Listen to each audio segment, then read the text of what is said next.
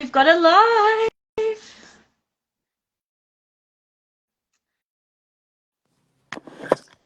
Hello, Brooke. Hello, it cannot have been that easy. I was surprised too. I'm so glad that you are the first person I get to do a live with. I was like, oh, I've got an invite.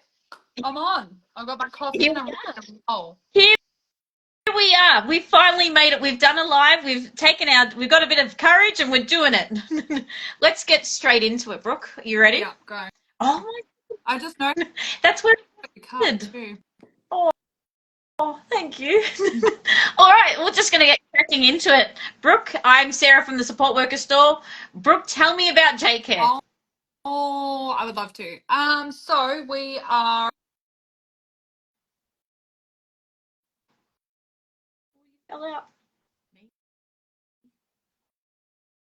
I can't hear you, Brooke. I can't hear you.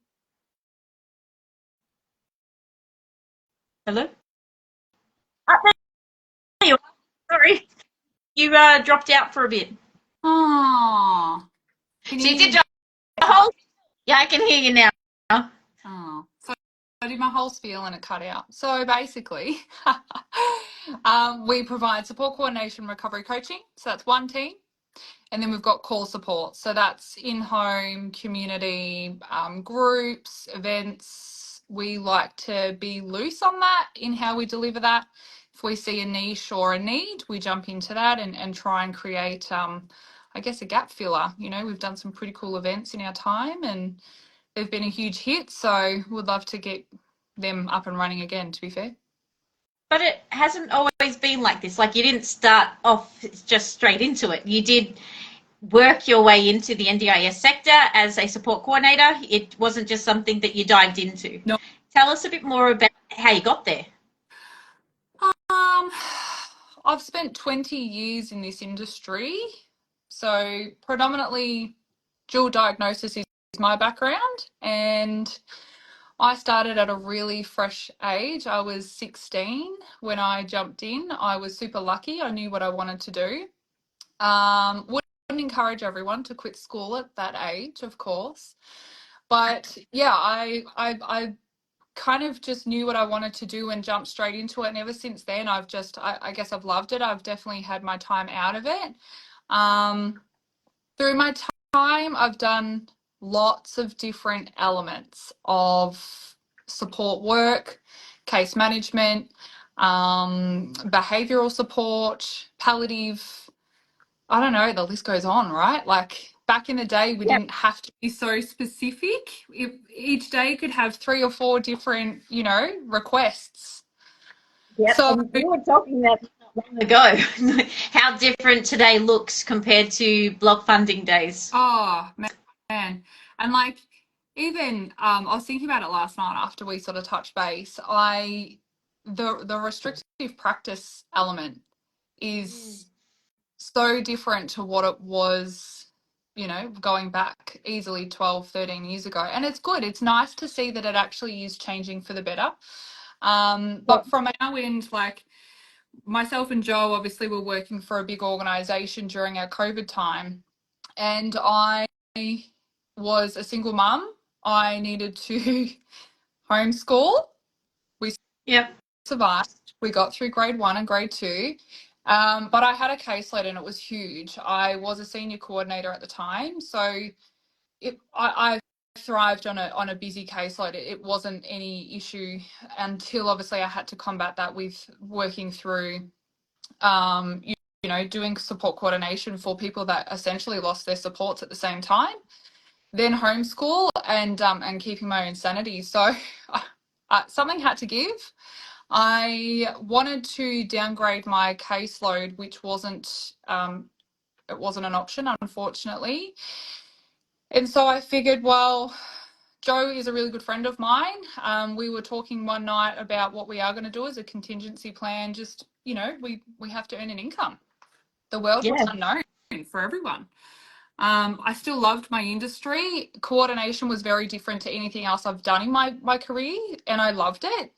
And then Joe and I were like, let's just do it ourselves. And then that way we can halve our caseload and we can work it the way that we want to, not how we're told by a board how we get to run our days.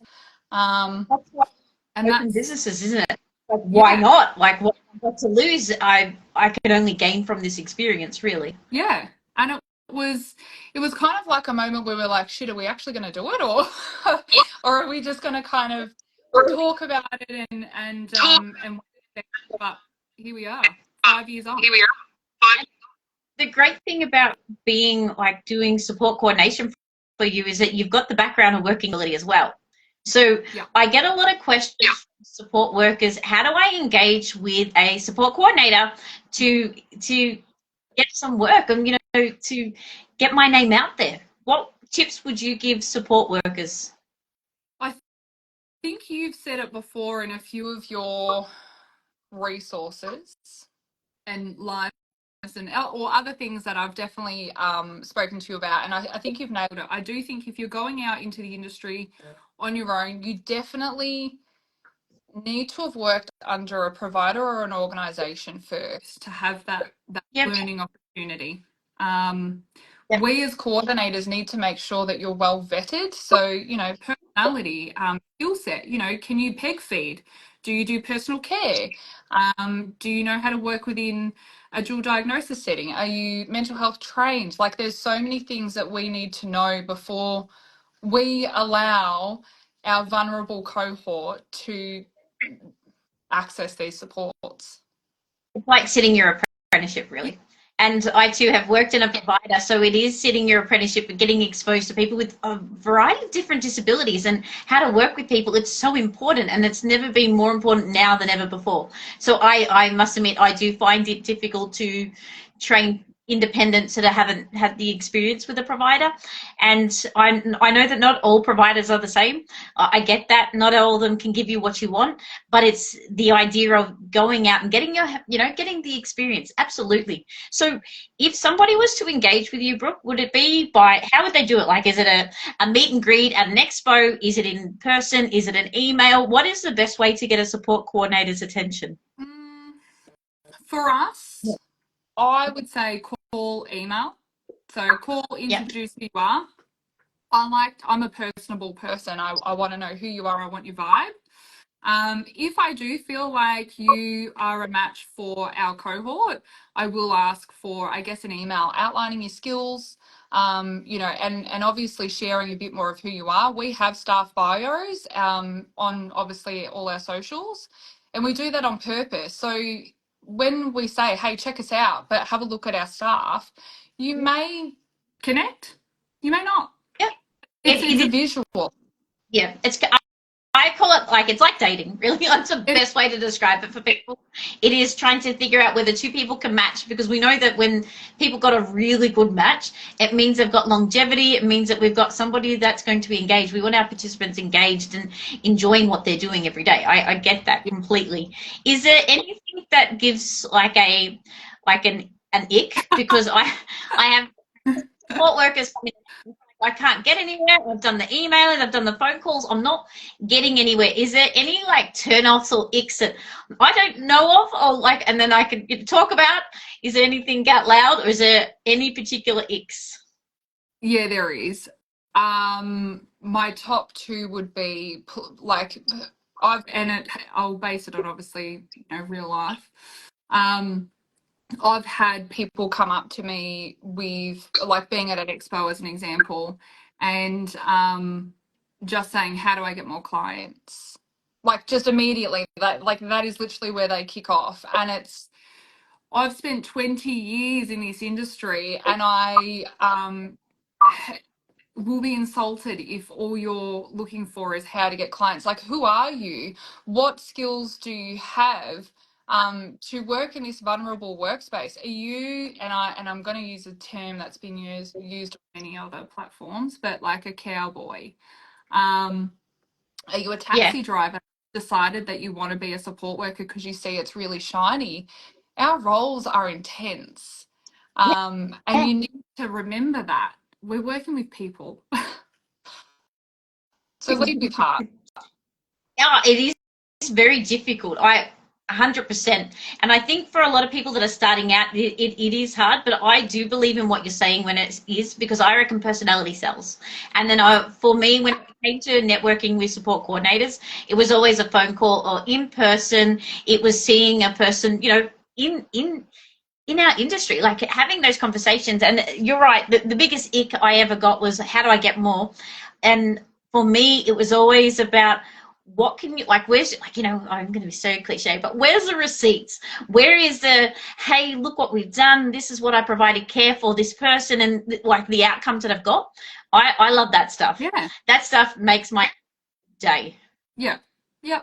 And I think when you're starting out, I get it's scary, right? I've been there before. And when you're an independent, there's probably a whole host of reasons why you've gone independent. It might be you've never had a great employer and you just thought, well, I'll do it myself. And so I get that. But just we are working with people. So instead of, I need to know that if one of my participants is in a crisis, are you going to be able to mitigate that safely? Because this is what we are doing. We're working with people who are unwell. It's not shopping expeditions or getting our nails done. So when you get support workers come in, right, and you go through their bio and all that stuff, is there anything that you're noticing that skills that are missing? Like, are we missing more doing our certs? Are we missing our manual handling? Is there anything that you're finding that we're missing, that as a sector, as a support worker, what I could do to improve to get myself out there more? I definitely encourage qualifications. That was once upon a time a non-negotiable. I don't know how or where that dropped off. Yeah. Because I'm diploma trained, so I did go to uni, and I have well and truly done my education and spent my time on a traineeship wage of $9 an hour to build that. So it's no disrespect to someone that wants to trial it, but I think you need to understand that you need to have some qualifications. It's almost like going in to have an operation and it's been performed by a butcher instead of a surgeon. So if I was new to the sector as a support worker, I always say that go to a provider first, learn your skills, learn your trade, get your certs, get it all up to scratch, and build yourself up until you become an independent. Yep. Do not go out independent unless you have got years of experience under your belt and you know your cohort that you can target, because you're not going to be able to service everyone. We're the same. We can't service everyone because we don't have the skill set, but my network is big enough that I can probably help and point you in the right direction. I definitely don't want people to feel like I don't encourage independence, but there's policies, procedures, like I don't know about you, but I've been to coroner's court. I've been there and I've done that through work, and it is bloody nasty. It is so scary. And without my employer's backing, I would not have been able to get through that. And I was 21 at the time. So it's those things that I just remember and go, ooh, don't do it. I always had a boss that said, how would this sit if you were sitting in coroner's court right now? How would this situation sit? My poor team literally they hear it from me all the time. What would you do if you're in court right now? Like, when you're operating? And as scary as it does, because people, like, we're here for a short time, not a long time, and things go like left of field when you're on shift with somebody, and you expect the unexpected. And I suppose this is where qualifications really and experience does come into play. Yeah, absolutely. I mean, you wouldn't take what's a good example? You wouldn't take your car to the local hairdresser and say, hey, fix my whatever engine. You know what I mean? Like, you got to remember that we're in a space where we're working with people who could be episodic, so unwell. We're not just going to the hairdressers and getting our hair done. We need to make sure that we're working with that person to build their capacity to maintain their independence to the best of their ability. It has lost that in the last few years, and as a provider, we're definitely, that's our drive. But when it comes to support workers, personal care is another one I'm finding is not as I don't know, it's all of a sudden become optional, and I've lost that somewhere. I've lost that memo, because it's not optional, right? Yeah, it's a part of life. We all have to go to the bathroom. And I get not everyone is comfortable, and I get that for their own reasons. But I know in my day, like when I was doing hair, you need it. Yep.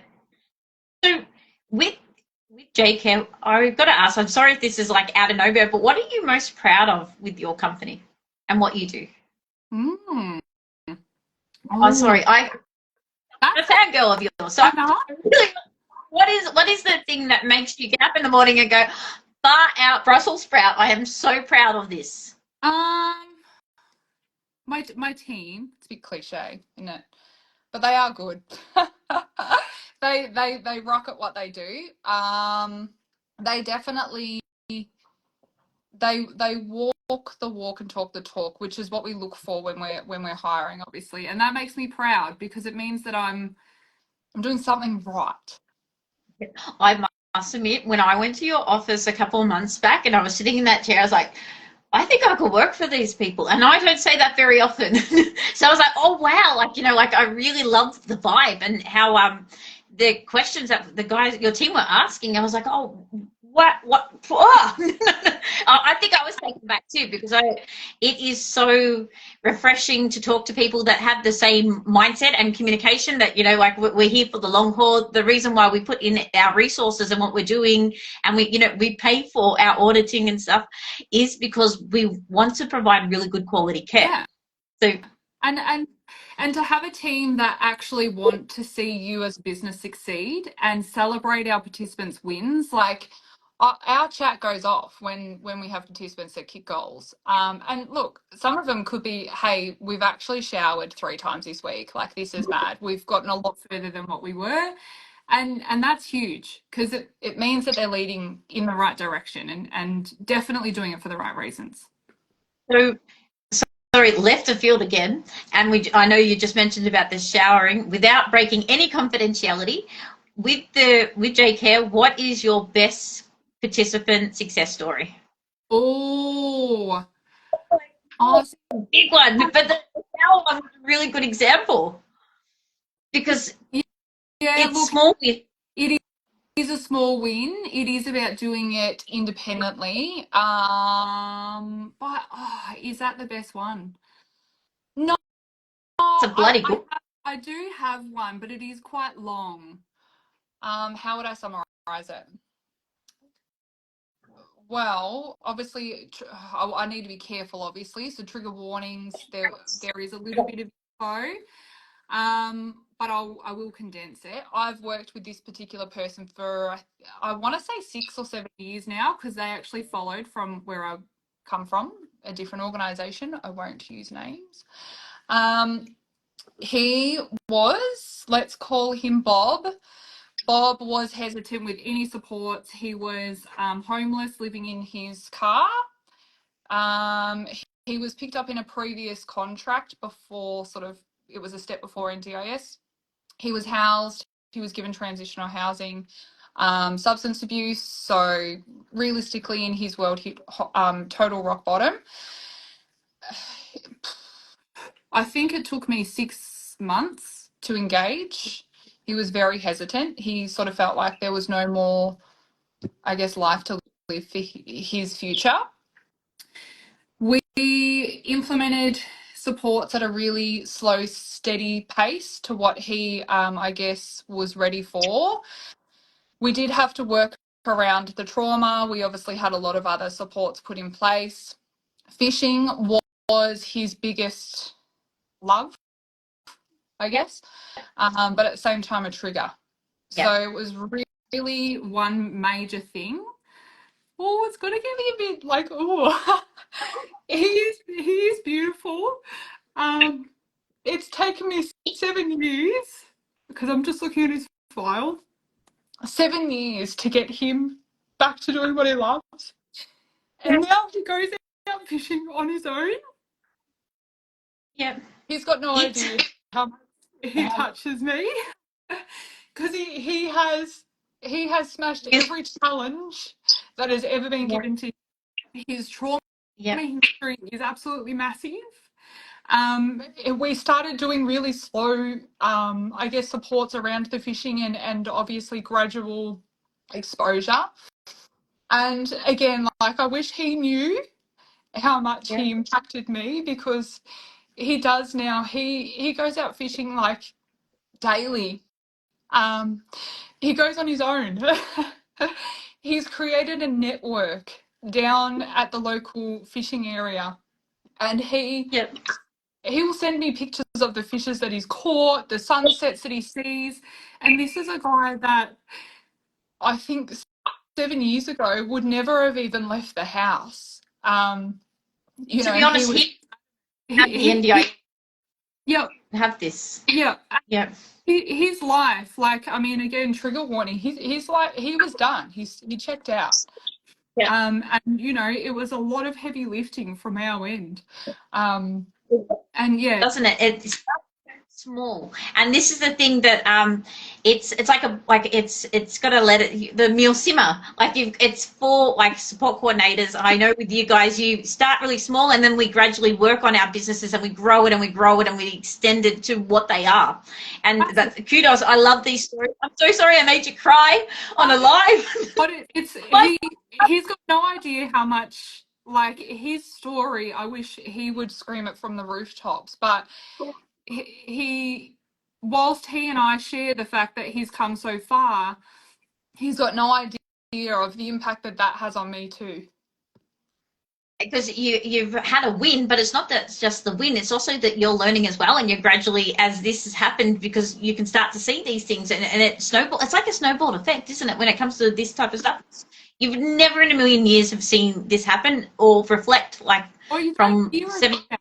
Like, the NDIS has got such a shadow of it's negative, and you know, it's always the bad stuff of what you're not doing or what you're not getting or whatever.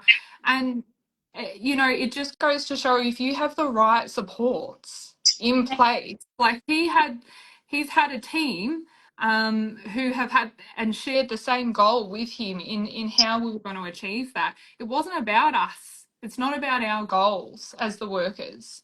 Um, Whilst I still love, obviously, the fact that he's hit this, and you know, I love seeing the messages from him, because it's like, do you know what? It's taken me 7 years to show him that he can still go back to the things that he loves and enjoys, even after all the trauma that was associated with that. Like, there is hope, and yeah, he's ace. So from this, moving into the future, what is Jaycar up to? Like, what are you doing in the future? What is the cool crap? No, the cool stuff. I shouldn't say crap. The cool stuff that we're looking forward to, because we know that this year is going to be a really difficult year for providers. Let's be really upfront. Like, there's no way around this. It's going to be very difficult. What are you guys doing? That's because you guys are niche. So, what are you doing this year that puts you out there? Well, we are pivoting to remain in the NDIS space. So a lot of providers have had to go through registration process and all that sort of stuff, which we're already done and have done from the get-go, of course.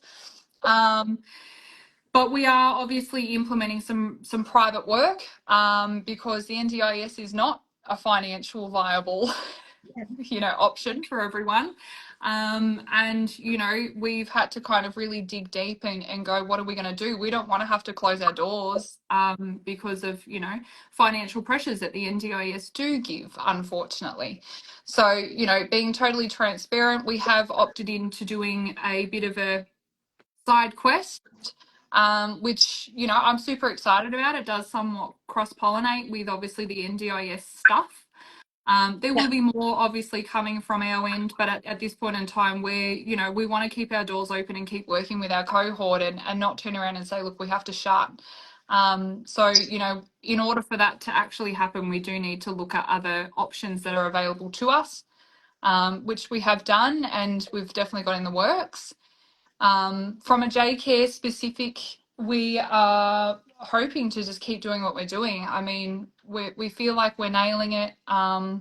We just want to keep getting better. You know, you can never be perfect. We always, you know, reach out for feedback, and you know, this year it's about really making sure that we continue staying up with the NDIS changes and making sure that we, you know, we're agile in it. so that we do keep being able to provide the support to those that need it and look for it. And I believe in Feb you've got a course running for independent support workers. Yes, we do actually. I forget. Geez, that's bad, isn't it? Yeah, so we've got a workshop. We're running it in our Frankston office, and it's basically to just help, obviously, again, as we were saying about independence, you know, making sure that you're aware of your expectations when it comes to the NDIS. Not everyone spends time like me reading the Ledge and the Act and you know, having that as my light reading of a night time. So what we felt we needed to share that. What was that? Yeah. And you're it's a Sarah Yeah, from Sinclair Support Group. Are they both? Are you both Frankston both? No, Sarah is more. Oh, yeah, like she's like Clyde, so like kind of. Frankston. And from this, like, if you were to attend the event, it's all right to chat with you guys later. Yeah, of course. See where you're at. Yeah, we have kept the because numbers listed. So we have capped it. So if you don't get this round, then, you know, if we have enough interest, we'll do another one. But we've kept it small for keeping it intimate. We want it to be a workshop. Yep. Which How beautiful. I excited for you because I love training support workers. Like that's my baby. That's my niche. Like I enjoy that type of stuff. So the idea that you guys are doing it, fantastic. That's exactly what our sector needs, especially in the independent space, because they don't get a lot of support. And it's also, you know, like I said before, we want to encourage people to do what is good for them. If being independent is your best option, then that's great. But just remember that there are a lot of things that come with that. That should be across the board, you know, having your reports and, you know, knowing where to find the resources and tapping into those, I guess, networks to be able to make sure that you're being the best you can be for that person that you're supporting. And that comes with, you know, the boring stuff of policies and procedures and all sorts of stuff as well. It is boring, but it's there for a reason because all this stuff happened. All these policies and procedures occurred because something we could put somewhere in the past and they had to put them forward. I get all that type of stuff. And you know what? Like knowledge is power, right? Like if you don't know what you don't know, that's cool. But are you keeping up with all of this information? Are you doing the panels and learning about how the ledge is changing so that you can also pivot if you need to for the cohort that you're actually supporting? Because if you're not keeping up to date with it and next thing you know tomorrow there comes in a registration change or a requirement and you can't meet that, what happens to that person? Like what's your contingency plan for that person that you're supporting that you've probably had for months? Totally off widget, but it is coming July the 1st is coming. There will be registration across the board in all different parts of our providers, so it is something that we have to stay up to date with and be on top of. Yeah, 100. and look, as a provider or as a registered provider, so many things that we have to keep, and keeping up to date with training is part of our registration requirements. So why is there a disconnect between the cohorts of, you know, support workers who are independent versus providers who are registered? Let's make sure it's the same everywhere. Yeah. The idea that it started without that is questionable, but that we're moving forward and we're changing that, I'm for it. Look, I know a lot of people like this is like outrageous. I've heard this a couple of times, but I'm for registration. Nurses get registered, teachers get registered. Registration is a part of our culture, our sector. I don't see a problem with it. Me either. Absolutely, I'm for it. And I know it's a real touchy subject, but when you when you work with vulnerable people, how are you safeguarding them? Just having insurance is not enough. I'm sorry. Peg feeding is an art. Like all this stuff is an art to do it, and you need these qualifications behind you. So we're doing it safely because there's nothing worse than hearing on the news about somebody getting hurt or dying. Yeah. As dramatic as it sounds, all because of lack of skill set. Well, Yeah, if we not from my absolute and utter heart thought, you know, if he had support in his corner, he was already on and ready to tap out. So if we didn't have people that had an understanding of, you know, gradual exposure and focused on mental health elements, trauma informed, you know, care, where would he be now? And that's where it hits hard, is there are reasons why we have all of these in place to make sure that these people who need this support, you know, imagine if it was your brother, sister, auntie, uncle, cousin, son, daughter, whatever, you want them to have the best care. And that comes with, you know, a host of requirements. And I think that that's okay. You have answered all my questions, Brooke, and I didn't mean to make you cry. I'm so sorry. I haven't spoken about him in stories. This is the one. This is the reason why we turn up in this sector, because we love the people that we serve so much, and they hold like this. I can't even explain it. Like, that's the hardest part about this. I can't explain the fact that it's how they make me feel in the morning when I wake up, because I know I'm having a bloody good day. Yeah, and I do you know what? And it actually has made me realise we probably don't tell our participants enough about how much actually, you know, we do value the trust that they're putting in us. It's I guess it's a bit of a reflection moment, in the sense that I mean, I do speak with him regularly, and I always put it in an email about how far he has come, because I know visual's best for him. But at the same time, you know, maybe as providers, we do need to remind our participants that we're working with that you are actually a reason why I'm getting out of bed, and you're not just a job. You know, I do this because maybe we need to do. Absolutely. Well, has anyone got, well, I haven't even looked at the questions. I'm so sorry. I get so engaged with everybody, like all this conversation going on. I'm just reading the chat right now. I can see on the screen. Has anyone got a question that you'd like to ask Brooke or myself about what's going on in the sector? Anything to do with support coordination and support workers? Yeah.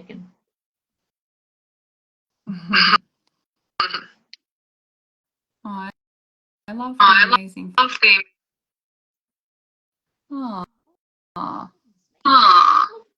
Sorry, this is the first time we've scrolled, because we were just so busy chin wagging that we forgot to look at. I forgot to look at the chat. Me too. My bad. I knew this was going to happen, Brooke. All right. I can't see anything in the chat that you guys got any questions. If you are, definitely, guys, if you haven't met Brooke from Jaycar, go onto her page, follow what they're doing. They've got some really cool stuff coming up, and the events that they're running, and just like the knowledge that you get. Like, I have learned so much from you, Brooks. Thank you so much. Thank you. I really do. Thank you. Invite, and I cry all the time, so let's let's make that a known thing. But yeah, I think from my end, you know, this is why we do what we do, and you know, I am proud of what we do every day, day in, day out. And I just I guess from our end, we're super lucky. We have an amazing network. Obviously, Sarah, you're a part of that, and you know, we are appreciative of that. So I love it. It really does say when you can network and be like, there's no ego here, to be honest with you. It's just work coming together and thinking, this is the problem, how do I solve it, because it benefits the person that we serve. That's right. And that's really what it should be, just that simple. All right. I've seen hi Mel. Love it. That time. And maybe next time I might actually have a chat to Bob and see if he's keen to share his story. Too easy. Thank you so much. All right, I'll let you all go, but thank you for our very first live. This was really exciting. I must admit, I was packing it a little, but we made it. We got it. Thank you so much, everyone, for joining. Bye for now. See you guys. Bye.